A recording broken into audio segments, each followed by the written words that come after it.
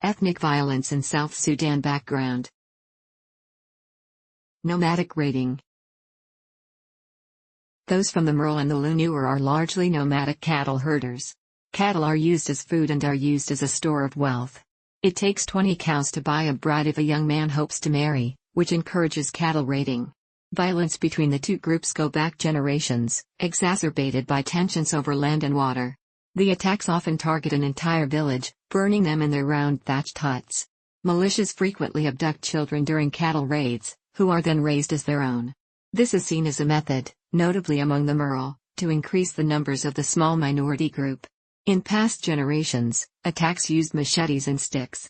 However, after decades of civil war, the region is awash with guns, and young men are now armed with high-powered weapons.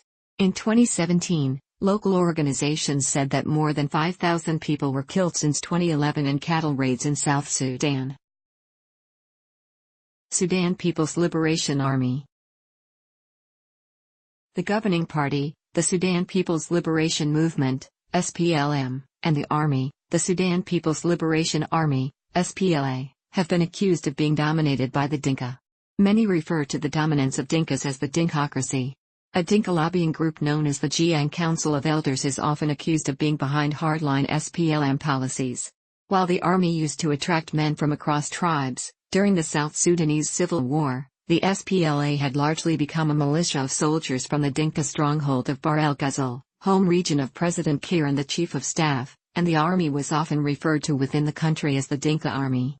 Much of the worst atrocities committed are blamed on a group known as Mathiang Aniwar, Brown Caterpillar, or K. Benny, Rescue the President, a militia of Dinkas formed to protect Kiir and Paul Malong Awan, while the SPLA claim that it is just another battalion.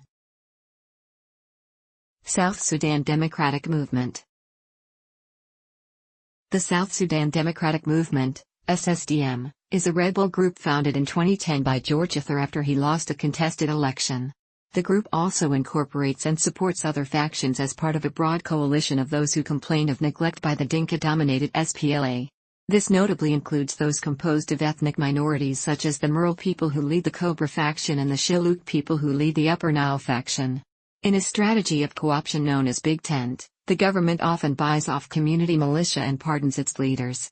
Others call the use of rebellion to receive public office as bad culture and an incentive to rebel.